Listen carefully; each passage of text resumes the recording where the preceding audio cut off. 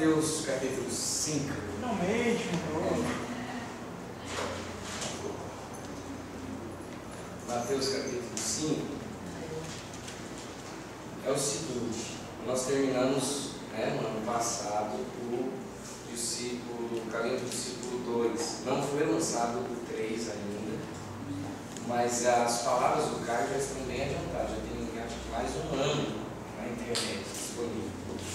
Então o que eu pensei? Para não ficar muito pesado com anos, a gente ir intercalando. Então nós vamos continuar o caminho do discípulo 3, já estamos entrando, aí algum dia o Caio vai lançar um livro lá que a gente compra, mas você já tem acesso a esse conteúdo na VMVTV. Já está lá, todo o caminho do discípulo, o Caio já está de quase 2 anos na nossa frente. Então tem muita mensagem, muito conteúdo para a gente usar. Então hoje a gente continua na sequência exata de onde parou o caminho do discípulo 2. Então a gente vai fazer o caminho do discípulo intercalando aí com Romanos. A gente continua voltando a alguns pontos de Romanos. Então, hoje Mateus capítulo 5. E aí, por que o capítulo 5 de Mateus? Aqui era Mateus capítulo 18, o último capítulo que o Caio estudou.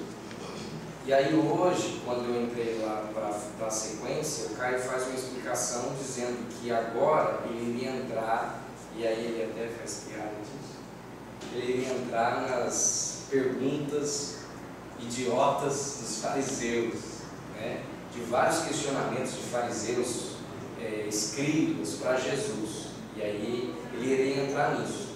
Mas ele resolve antecipar um momento do estudo que seria mais à frente, ele antecipa porque ele acha importante para dar base. Então no próximo 1 mês e meio, a base que ele vai usar é o Sermão do Monte. Então eu queria pedir para não faltarem, porque nós vamos fazer o Sermão do Monte em 1 mês e meio, mais ou menos, aí, acho que é uns 4, 5 encontros, para que essa base para a continuidade do caminho do discípulo. Então, você pode ler na sua casa de Mateus do capítulo 5 ao 7, que é o Sermão do Monte, que vai ser a base para o nosso estudo. Hoje, nós não vamos adentrar profundamente, vamos só dar a base do que vai ser conversado daqui para frente. Mas vamos ler Mateus capítulo 5, dos versículos 1 ao 16, e eu vou ler, e aí a gente vai voltar conversando sobre isso. Aliás, vamos do capítulo 4, versículos 23, só para a gente se citar melhor. Percorria Jesus toda a Galileia, ensinando nas suas sinagogas, pregando o evangelho do reino e curando todos os tipos de doenças e enfermidades em Deus. Sua fama correu por toda a Síria, e traziam-lhe todos os enfermos, acometidos de várias doenças e tormentos, endemoniados, lunáticos, paralíticos, e ele os curava. Seguiam-no grandes multidões da Galileia, de Decápolis, de Jerusalém, da Judéia e da além do Jordão. Vendo Jesus as multidões, subiu a um monte e assentou-se.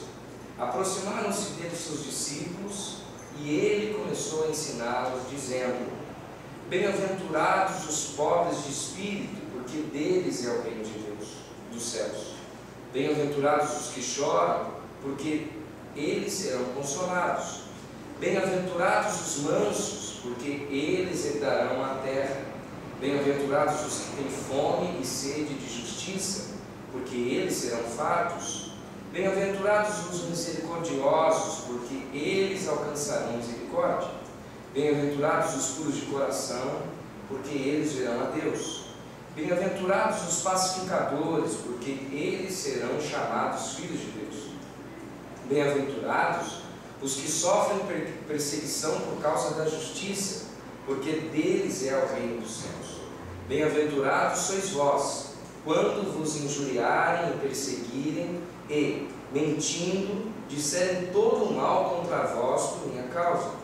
Regozijai-vos e alegrai-vos, porque grande é o vosso galardão nos céus, pois assim perseguiram os profetas que foram antes de vós. Vós sois o sal da terra, mas se o sal se tornar insípido, com que há de se salgar? para nada mais serve senão para ser lançado fora, pisado pelos homens. Vós sois a luz do mundo. Não se pode esconder uma cidade edificada sobre um monte, nem se acende uma lâmpada e se coloca debaixo de uma vasilha, mas um candelabro, e ilumina a todos os que estão na casa. Assim resplandeça a vossa luz diante dos homens, para que vejam as vossas boas obras e glorifiquem a vosso Pai que está nos céus. Até aí. E aí então, como eu disse, a gente não vai entrar diretamente no Sermão do Monte, mas só vamos colocar a base do que a gente vai estudar nos próximos dias. E aí a gente vai então estudando esse trecho que a gente viu, que é a base. Só para a gente recapitular um pouco do que foi dito aqui, bem sucinto. Primeiro ele fala da crucificação, né? Só para a gente ir lembrando. Ele insere a cruz no assunto. E aí ele fala da crucificação e das suas consequências, do seu efeito sobre a nossa vida. E aí a gente lembra, nós estávamos crucificados com Cristo vem a graça, o perdão, é a cruz que inaugura esse momento. Mas a partir da cruz, um dos efeitos da cruz, que é para os dias de hoje, para nós usarmos hoje, é aquele momento da transfiguração. Que aí a gente lembra, Jesus pega Pedro, Tiago e João, leva para cima do monte, para o alto do monte, se transfigura, que é o Jesus glorificado, é o Jesus pós-cruz, é o Jesus já ressurreto. Já tem o momento da cruz, os seus efeitos, Jesus ressuscita, e esse Jesus ressuscitado é o Jesus glorificado. E aí, num momento com os seus discípulos, Jesus se glorifica na frente de Pedro, Tiago e João, para passar para eles um conceito extremamente importante para a gente aguentar o rojão de viver no tempo de hoje. E aí Jesus então diz: olha, olhem para mim, está vendo eu glorificado? É aqui que vocês devem chegar. Esse aqui é o alvo. O alvo de vocês, que vocês estão aí na terra brincando de ser gente, né, de ser humano, lidando com contas a pagar, com filhos, com emprego, com não sei o quê, tudo isso aí não é a prioridade. A prioridade é isso aqui, é o Jesus glorificado. Então Jesus fala: olha, mantenham a transfiguração, que é o Jesus glorificado, no coração de vocês, para vocês aguentarem e caminharem com essa imagem, que esse é o alvo. E aí, a partir da transfiguração, o que poderia terminar aí, seria a lição maravilhosa e ótima. O que acontece? Solta, parece que um bichinho, um vírus, igual o vírus da dengue, picou Pedro, Tiago e João e pronto, instalou uma desgraceira, porque o ser humano começa a aparecer. Então, quando Jesus diz: olha, mantenha a transfiguração no coração e vai caminhar, começa um surto, vários surtos. O primeiro surto é o da tenda, que se a gente lembra: ó, vamos construir a tenda, vamos ficar aqui é melhor. Depois joga outro surto que tinha lá, quem é o maior.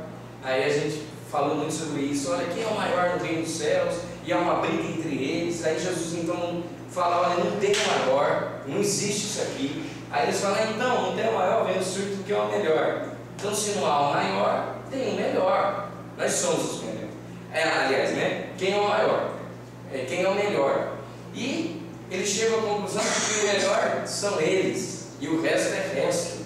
E aí acontece outro surto do conosco, porque tipo, ó, se não está conosco, então é só nós aqui que funcionamos, nós somos os melhores. Quem não está aqui, porque aí tem o preconceito, tinha todas aquelas crises lá que se instalaram. Depois desse surto, aí vem o surto do vós não sabeis de que espírito sois, lembra? Que foi aquele surto de quem vai na frente de Jesus. Que quando Jesus está indo para Jerusalém, Jesus para numa aldeia lá, que não lembro qual que era, e os camaradas instalam a moradia para Jesus ficar, a casa que Jesus ia dormir, e Jesus olha e resolve passar reto. E aí os caras então falam: ó, Jesus, vamos mandar matar todo mundo. E os caras resolvem ali. E aí Jesus então dá mais uma aula sobre o surto de que vós não sabeis de que espírito sois. Vocês são do pior material e conteúdo existente. E aí finaliza os últimos 2 capítulos, é o cálculo do perdão, que aí Jesus então vai conhecer, vocês não sabem, os 2, Jesus então diz o perdão. E aí há aquele conceito maravilhoso de que o perdão não tem conta se fazer, não há limites para o perdão. E aí ele termina no último capítulo com o que ligares no céu, na terra está ligado no céu. E aí o conceito é errado, que muitas vezes a gente trabalha isso, e o conceito correto. E agora precisa dar uma base para esse discípulo. Então, se a cruz, Jesus apresenta a cruz, com a cruz vem a transfiguração tem que estar no nosso coração. Só que aquilo que deveria ser bom instala vários surtos. Nos surtos a gente vai descobrindo um pouco do que nós somos feitos, só que não profundamente. Jesus só vai estancando buracos no barco. Os caras pipocam um buraco aqui, Jesus vai lá e tampa, pipoca outro ali, Jesus vai lá e tampa, mas não lida profundamente com esse conteúdo de quem nós somos. Agora, meus amigos, no Sermão do Monte, se Romanos já estava difícil, a coisa vai piorar muito mais. Se já estava pesado, agora, por quê? Porque agora Jesus vai tratar desses surtos. Jesus vai lidar com esses surtos profundamente. Jesus vai ir a fundo, e muito mais a fundo do que a gente espera. Se a gente acha que o nível da conversa de Jesus estava alto, agora vai ser muito mais alto. Ele vai elevar em muito o nível da conversa, porque agora a viagem vai ser profundamente para dentro, para a gente entender do que nós somos feitos, quem somos, qual é o nosso material, quais são os conteúdos que nos habitam, para daí Jesus então botar as regras do jogo, falar então agora vamos falar de espiritualidade, agora vamos falar de céu, vamos falar de Deus, vamos falar do Espírito Santo, mas depois de se fazer essa viagem. O Sermão do Monte é essa viagem profundamente do lado de dentro. Então a gente precisa entender qual é a base da conversa. E a base da conversa, que começa aí no capítulo 5, é que Jesus insere uma palavrinha aí: bem-aventurado. E o bem-aventurado, na versão sua está como? Está bem-aventurado? Que versículo que é? É a partir do 2, por exemplo. Do 2. Do 3. Que ele começou a ensinar. Então, felizes as pessoas que sabem que são espiritualmente pobres, pois o reino do céu é delas. Então tá, então primeira coisa que Jesus está estabelecendo, o bem-aventurado é felizes. Agora vamos conceituar felicidade. Quem é feliz? Né? Vamos tentar entender, por exemplo, Jesus está dizendo aqui, feliz é o... Tananã, agora ele vai. Então a primeira coisa que Jesus já estabelece, o primeiro princípio, e há 2 princípios aí que vai acompanhar a gente no Sermão do Monte. 2 princípios. O primeiro é que, eu até escrevi aqui, é o princípio da felicidade. A gente tem que se entender feliz. Isso parece psicologia barata, mas não é. A primeira coisa que Jesus coloca é: você é bem-aventurado, você é feliz, você é uma pessoa feliz. Aí eu vou dizer, tá, eu sou feliz como? Eu sou feliz em quê? Por que eu sou feliz? E aí olha como que Jesus vai dizer o porquê que você é feliz. E aí você vai comparar, você já vai fazer essa viagem que eu fui fazendo, com o nosso conceito de felicidade. Olha como que é bem diferente do de Deus. E aí eu queria que a gente lesse versículo por versículo e a gente discutisse um pouquinho sobre ele. Eu vou ler na minha versão, aquela lê na dela, que ajuda mais, e aí a gente discute. Olha o 3. Bem-aventurados os pobres de espírito, porque deles é o reino dos céus. Felizes as pessoas que sabem que são espiritualmente pobres, pois o reino do céu é delas. O que vocês acham que ele está dizendo? E aí, o Sermão do Monte, vocês vão ter que participar bastante. Olha o que o texto está dizendo. Feliz é aquele que sabe que é pobre, espiritualmente pobre. E não necessariamente, eu já vou explicando, não que necessariamente é pobre, mas que se enxerga assim. E o que isso muda no meu conceito, na minha maneira de existir, se eu carregar essa verdade? Acontece que muitas vezes as pessoas se comportam como se elas não reconhecessem quando elas são. A gente é pequeno, perto de tudo que existe com a gente. Então, quando a gente não reconhece isso, nós somos só dedo para aumentar as pessoas. Então a gente só afasta, a gente não se desenvolve e a gente para de crescer porque para que eu quero crescer? Eu já estou tão bem. Né? E aí você cita um ponto interessante, que a gente tem uma mania de achar que a gente está acumulando. Quer dizer, sei lá, conhecimento, que a gente lê igual, né? Fala, ele lê a Bíblia tantas vezes por ano. Aí o cara acha que só que ele leu 3 vezes no ano, ele já está acumulando, ele é mais rico espiritualmente. E aí é o que você falou, aí a pessoa entra nessa do comparativo, né? Eu estou mais gabaritado. O cara chegou agora, aceitou Jesus ontem, agora ele quer me ensinar. Eu estou aqui já, eu nasci num lar evangélico. Como é que esse cara acha que... E aí a gente, olha como que a nossa cabeça já vai lidando. Quem mais? O que vocês acham? Lê de novo. Felizes as pessoas que sabem que são espiritualmente pobres, pois o reino do céu é delas. O reino dos céus é dela. É outra verdade. Ele está lidando também com humildade, né? Porque o ufanismo não leva a lugar nenhum.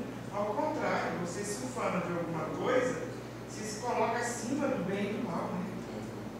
Então, eu vejo assim, que a gente, quanto mais humildes nós formos em saber da nossa pequenez diante de tanta coisa, mas isso é saber. É uma coisa difícil.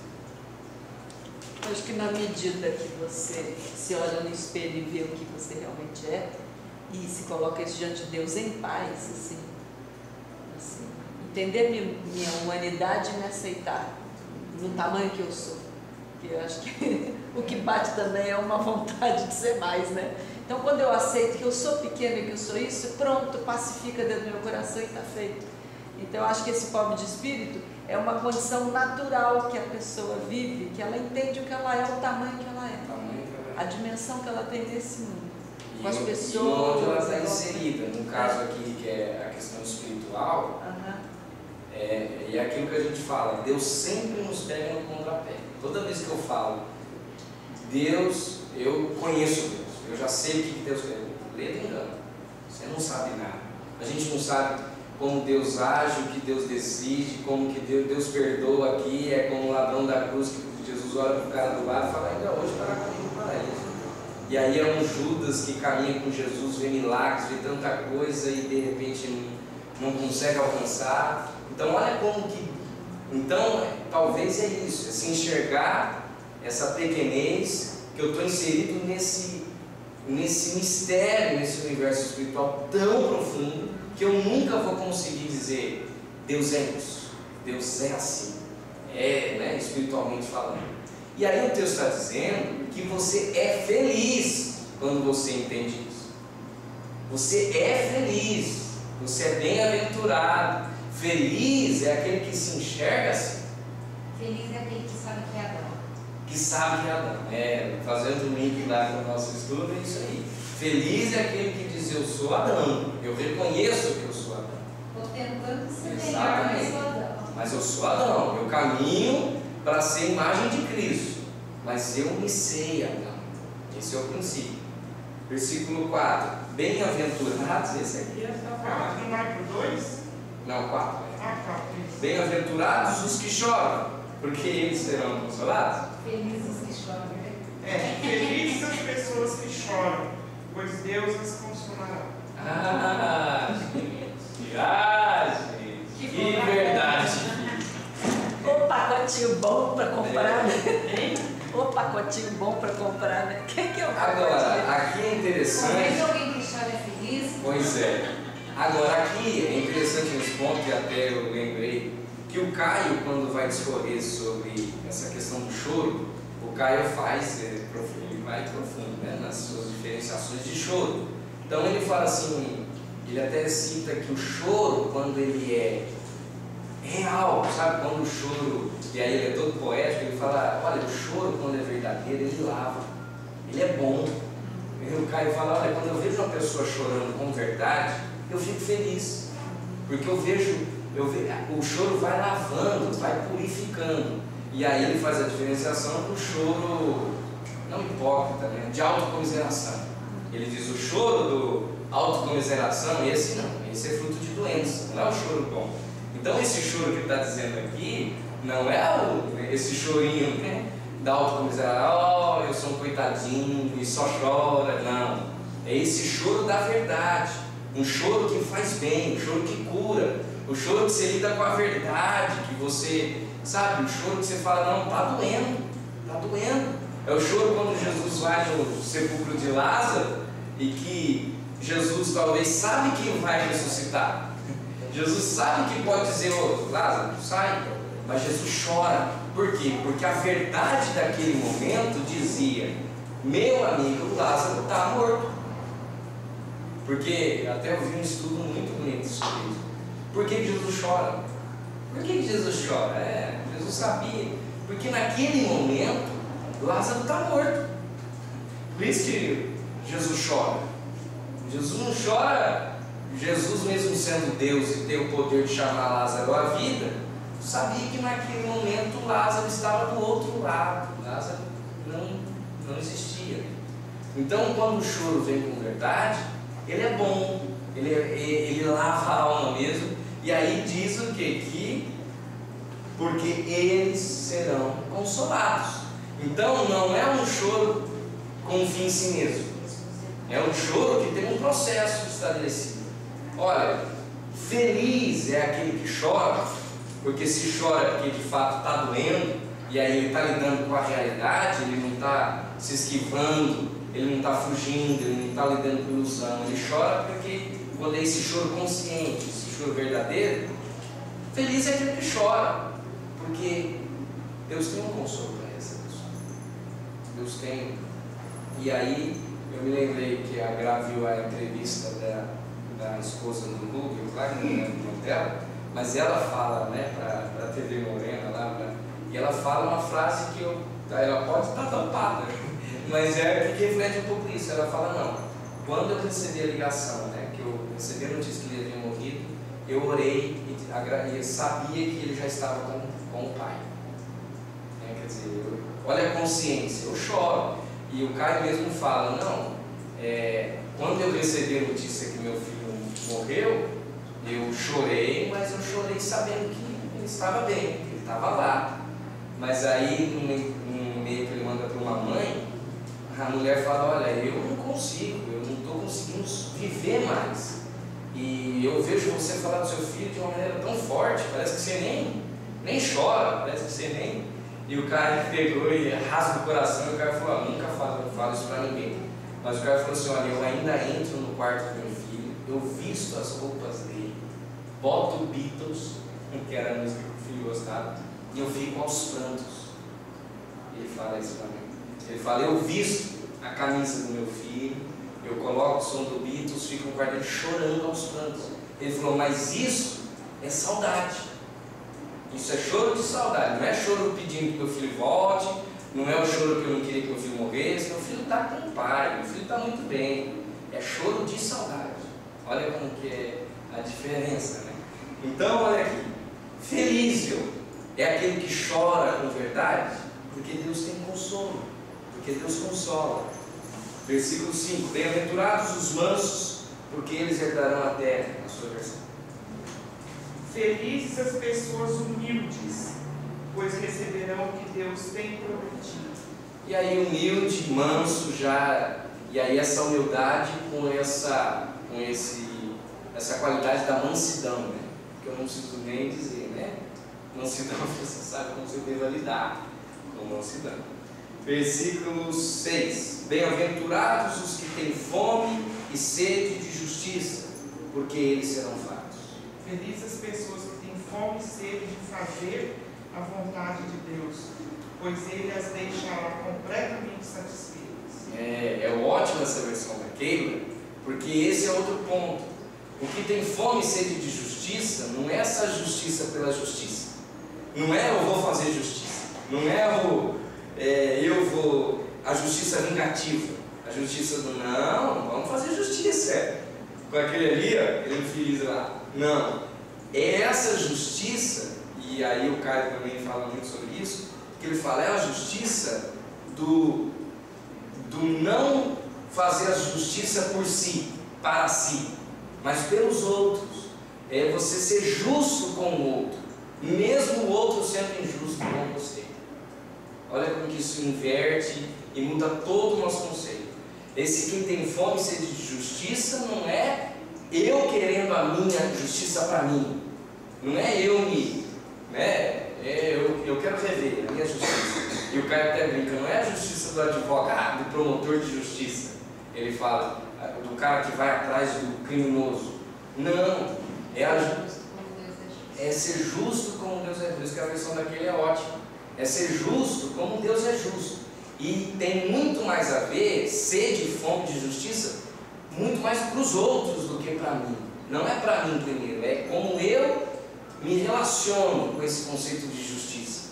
Eu sou justo com as pessoas, com o próximo, mesmo o próximo não sendo justo comigo. Eu lido, eu trato com justiça, eu passo justiça, eu demonstro essa justiça. Versículo 7. Bem-aventurados os misericordiosos, porque eles alcançarão misericórdia. Felizes as pessoas que têm misericórdia dos outros, pois Deus terá misericórdia delas. E aí é outro conceito, quer dizer, misericórdia com o outro, que não é esse da autocomiseração de novo. Não é você ficar, oh meu Deus, eu sou um coitadinho, tem misericórdia de mim, eu não consigo e tal, não. E aí ele fala de novo dessa atitude sempre para o próximo, sempre com esse olhar para o outro. E quer dizer, olha, bem-aventurado, feliz é aquele que olha para o outro com misericórdia. E aí, gente, vem um exercício, tá? Não é só para o coitadinho, né? Porque a gente ter misericórdia do coitadinho, de um outro que você está vendo claramente a necessidade, é fácil. Mas será que você tem misericórdia com aquele que você olha e fala, desgraça? Sabe assim? Quem tem a misericórdia pensando assim, coitado, ele não está sendo humilde, como a gente lidou aqui com essa questão da humildade, ele não está sendo manso. Olha, poxa, que pessoa doente, olha como que o cara está reagindo, olha, sabe? Então é essa misericórdia que abraça a todos, não é essa misericórdia só com. Então, bem-aventurado, feliz é aquele que trata o próximo com misericórdia. E aí a gente pode, eu estou lembrando agora da palavra misericórdia, do lado original, do grego, córdia de coração, que trata com o coração, não é com a mente, que trata com amor, que se entrega mesmo, né? Versículo 8. Bem-aventurados os puros de coração, porque eles verão a Deus. Felizes as pessoas que têm um coração puro, pois elas verão a Deus. O versículo já se explica. Versículo 10, 9. Bem-aventurados os pacificadores, porque eles serão chamados filhos de Deus. Felizes as pessoas que trabalham pela paz, pois Deus as tratará como seus filhos. Aí é outro ponto importante e que eu tenho que me questionar. Será que eu trato, eu lido mais, eu levo mais paz às pessoas onde eu estou inserido, ou onde eu chego? Será que eu sou esse pacificador aqui? Será que quando eu chego as pessoas olham para mim e dizem, oh, graças a Deus, chegou alguém que vai pacificar, que vai organizar a coisa, e quando as coisas... Será que a gente vê essa pacificação como elemento em nós? Percebe? É nós que devemos ser esse elemento de pacificação. Por quê? Piorou, viu, gente? Daqui para frente, cada vez mais, o mundo não vai ter essa pacificação. As pessoas começam é briga mesmo, briga no trânsito, é briga na fila do banco, porque, sei lá, o cara furou a fila, sabe lá por quê, e todo mundo começa a alvoroçar a coisa. Será que eu sou pacificador nesse momento? Será que eu sou uma pessoa conciliadora? Será que eu sou conciliadora, talvez seja a palavra? Então, olha como que isso aqui não é poesia, eu sempre tento lembrar isso. Isso aqui é verdade para mim. O texto está me dizendo que feliz é o pacificador, porque Deus o tratará, que é aí, na versão daqui, Chamará de filho. Chamará de filho, tratará. Tratará com seus filhos, exatamente. Um filho de Deus, porque você é um elemento de pacificação. Você leva a paz aonde você chega. Versículo 11: Bem-aventurados sois vós, quando os injuriarem, perseguirem e, mentindo, disserem todo mal contra vós por minha causa. Felizes as pessoas que sofrem perseguições por fazerem a vontade de Deus, pois o reino do céu é delas. E aí, eu lembro de que é interessante esse versículo, porque cada vez mais a gente vai ter que diferenciar o que é de Deus e o que não é. Quer dizer, eu preciso primeiro entender o que é de Deus e o que não é de Deus, porque senão todos puxam para si esse versículo. Mas o fato é que, ou seja, vocês já estão fazendo o exercício de diferenciar isso aqui. Essa perseguição, essa injúria, essa mentira é aquele que de fato está defendendo a causa de Deus, não sua própria causa, ou bandeira, ou sei lá o que. Versículo 12: Regozijai-vos e alegrai-vos, porque grande é o vosso galardão nos céus, pois assim perseguiram os profetas que foram antes de vós. É só uma explicação, né? Uma continuação. Aí, versículo 13 ao 16, ele vai dar uma base interessante. Vós sois o sal da terra, mas se o sal se tornar insípido, com que há de se salgar? Para nada mais serve, senão para ser lançado fora e pisado pelos homens. Pode ler isso. Vocês são o sal para a humanidade, mas se o sal perde o gosto, deixa de ser sal e não serve para mais nada. É jogado fora e pisado pelas pessoas que passam.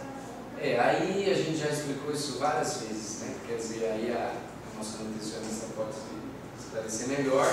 Quer dizer, olha tantas qualidades do sal. O sal, a gente, uma vez ele inserido na comida, você não enxerga mais o sal. Então, quer dizer, olha como que deveria ser a igreja, né? Deveríamos ser nós. Qual que é o nosso papel, segundo esse versículo? Vocês são sal da terra. Ou seja, vão salgar o mundo, vão temperar, saem daqui, não é para ficar no saleiro, esse prédio, né? Então saiam daqui e vão lá, porque se eles ficarem no saleiro, se não vai salgar nada, não vai ter um efeito. Então saiam daqui e vão para lá. E aí o sal deveria penetrar no alimento, nas coisas, e é invisível, você não diferencia, né? Quer dizer, não há uma... Olha, é a marcha para Cristo, onde você está tendo claramente aquele sal andando ali. Quer dizer, o saleiro está ali andando. Não, o sal tem que ir salgando, vai temperando, vai participando lá, gente. Não é para ficar no saleiro, não é um processo de aglutinação aqui, não, é lá. E aí até o Caio brinca, fala assim, já observou quando o sal fica muito tempo no saleiro? Como é que fica? P3, aí o Caio já brinca, mas aí tem que pegar o saleiro e chacoalhar para tirar. Daí ele brinca, então não adianta, gente, se você ficar no saleiro, vai petrificar, vai ficar ali, vai perder todo o seu valor, vai perder. Então tem esse processo que a gente já sabe. Está aqui, o texto está claro. Vós sois o sal da terra. Então, vão salgar. Se ele ficar no saleiro, não faz diferença. E aí é uma outra analogia que é a da luz. Vós sois a luz do mundo. Não se pode esconder uma cidade edificada sobre um monte. Nem se acende uma lâmpada e se coloca debaixo de uma vasilha, mas um candelabro e ilumina todos os que estão na casa. Pode ler. Vocês são a luz para o mundo. Não se pode esconder uma cidade construída sobre um monte. Ninguém acende uma lamparina para colocá-la debaixo de um cesto. Pelo contrário, ela é colocada no lugar próprio para que ilumine todos os que estão na casa. Assim também a luz de vocês deve brilhar para que os outros vejam as coisas boas que vocês fazem e louvem o Pai de vocês que estão no céu. O texto também já é autoexplicativo. Então é o mesmo princípio do sal, é o mesmo princípio da luz. Não adianta uma luz, você pôr um balde em cima e a luz não vai iluminar nada. Quer dizer, a luz é feita para estar no candelabro, num lugar onde ela possa se distribuir. É todo um conceito para nós. Agora, voltando lá no início do texto, você se vê feliz? Feliz é o que chora, feliz é o que é perseguido, feliz é o que o misericordioso, é o manso, é o que se enxerga, que se vê. Adão, o pobre de espírito, não é o topetudo, o beija meu anel, eu sou o cara, não é esse que é feliz. Agora, sendo bem simplista, gente, o texto é claro.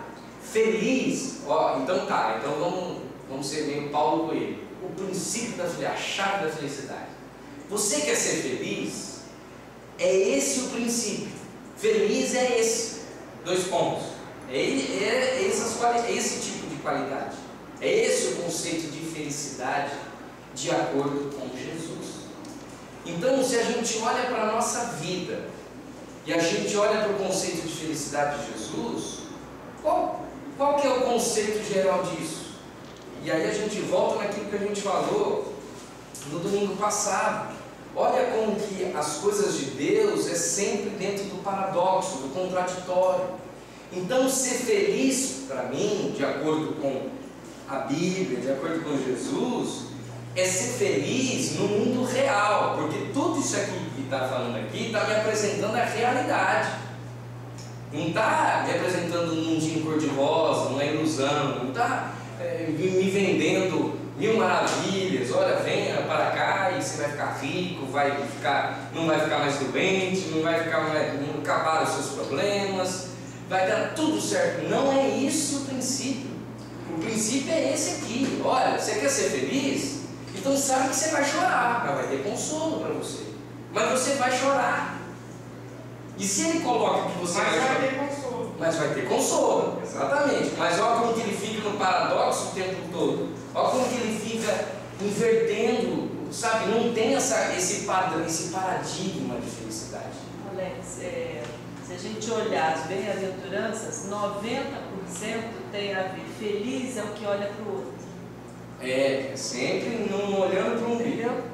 É sempre. Então, se eu olhar, se não, se tem alguma coisa a ver com tratamento para você ser lapidado. Exatamente. Fora isso, então feliz é que olha para o outro. Exatamente. É sempre nessa questão para o outro. Agora, pois bem, então feliz, então se o conceito de felicidade é esse, então primeiro é aquilo que a gente fala de fundamentando a base para aquilo que a gente vai estudar. A primeira coisa é a gente redefinir o nosso conceito de felicidade, e aí quando fala em felicidade, fala de realização, né? De uma pessoa realizada, de uma pessoa feliz. O que é feliz? De acordo com Jesus, é estabelecer isso aqui. Olha, você vai ser feliz quando você carregar esses conceitos. Você não vai chorar em alguns momentos, mas vai ser consolado. Olha, você vai ser feliz quando você for misericordioso com o próximo. Você vai ser feliz quando te perseguirem, quando te injuriarem, quando mentirem sobre você por minha causa. Você vai ser feliz quando isso acontecer. Você vai ser feliz quando você for manso. Você vai ser feliz quando você for uma pessoa pacificadora, uma pessoa que leva a paz, uma pessoa que constrói pontes entre as relações. E aí o Caio até brinca e fala, olha, o conceito que nós deveríamos ser é de pontes mesmo. Ele fala, olha, as pessoas estão cada uma num ponto. E nós, como esse princípio do sal, da luz, pacificadora, mansa, misericordiosa, é como se pontes ligassem essas pessoas, conectassem, como um avatar lá que vai segurando um no outro. Então ele fala, olha, esse estender a mão é a nossa missão. A nossa missão é essa: ser pacificador, misericordioso, manso, sabe? Levar a graça, o perdão. Esse é o princípio da felicidade. Agora, se o princípio da felicidade lida com esses elementos, né? E ser feliz é isso, e eu quero ser feliz, mas aí, como você foi lendo, você já entendeu que é difícil, você já entendeu, você já fez as suas contas, já falou, rapaz, eu não sou misericordioso sempre, eu não sou manso, pelo contrário, eu sou bem aventado, eu não sou pacificador, eu sou uma pessoa incisiva. Eu gosto de justiça, mas é para mim mesmo, eu vou atrás, eu não quero, sabe? Quando você vai se enxergando, que você vai se olhando, aí entra outra discussão. E aí o Caio ele diz o seguinte, que todo o Sermão do Monte vai ser norteado sempre por dois fundamentos.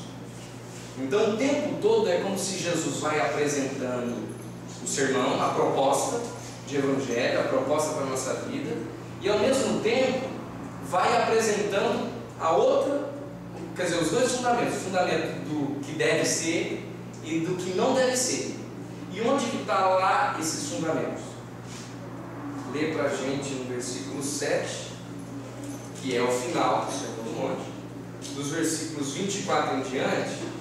Aquele lê só na versão dela, que a versão dela já é mais esclarecedora. Mateus o quê? Mateus 7, do 24 ao final. Até Apocalipse, tá aqui, vai.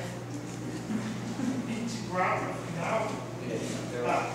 Quem ouve esses meus ensinamentos e vive de acordo com eles, é como um homem sábio que construiu a sua casa na rocha.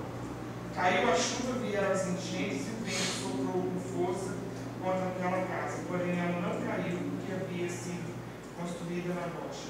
Quem ouve esses meus ensinamentos e não vive de acordo com eles, é como um homem sem juízo que construiu a sua casa na areia. Caiu a chuva, vieram as enchentes e o vento soprou com força contra aquela casa. Ela caiu e ficou totalmente destruída. Já foi? Foi.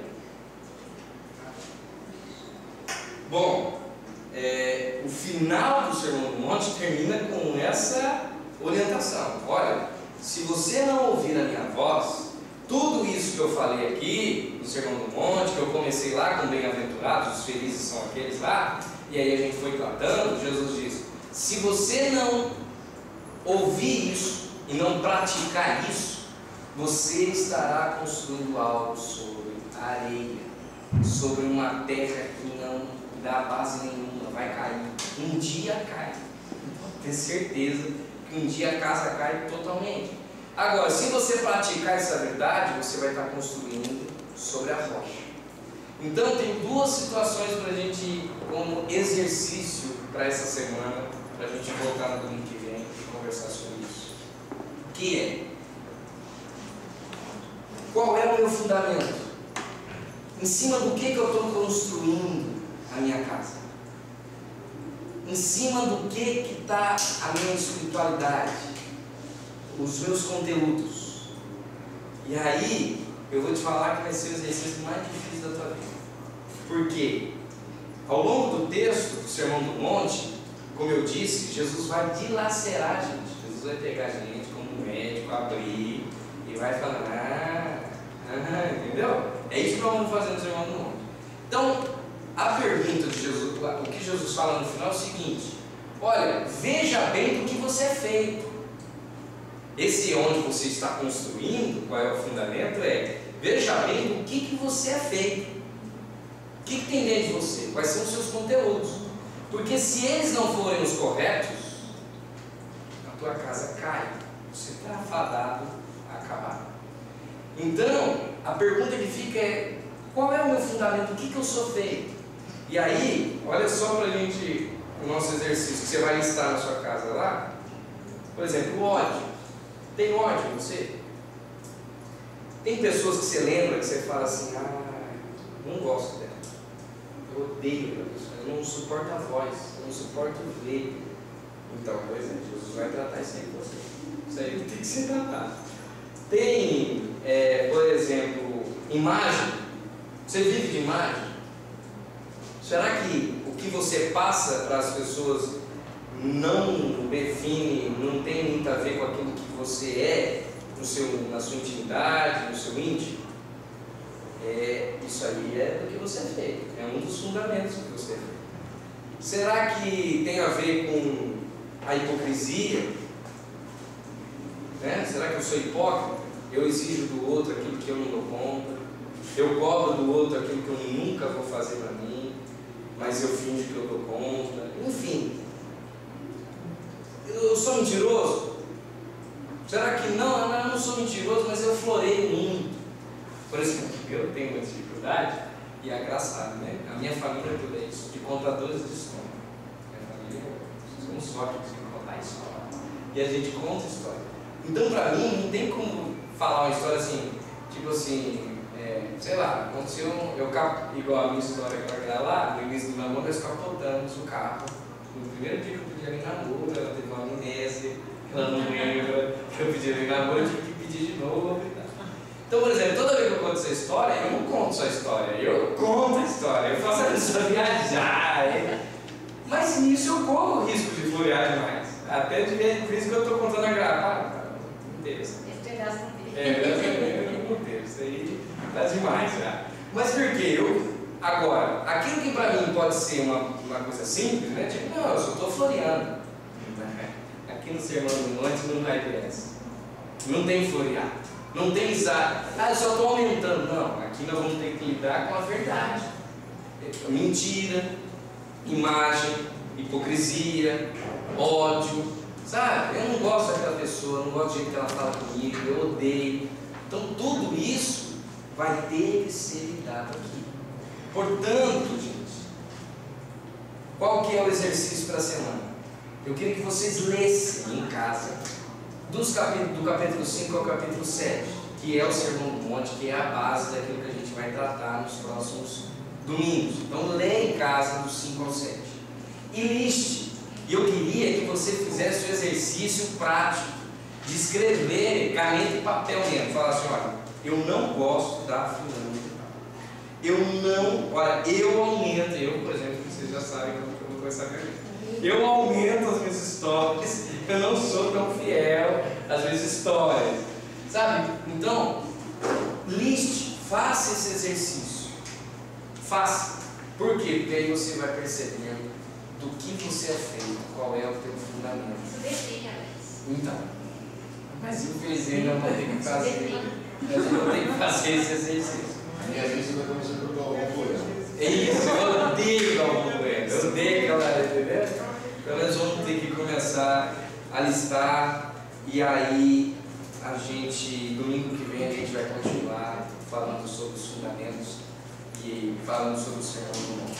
Se você acha que eu estou sendo duro, você não sabe o que Jesus vai vir por aí, meu amigo. Você não sabe como Jesus vai vir, o nível da conversa que Jesus vai vir. Jesus não vai avisar.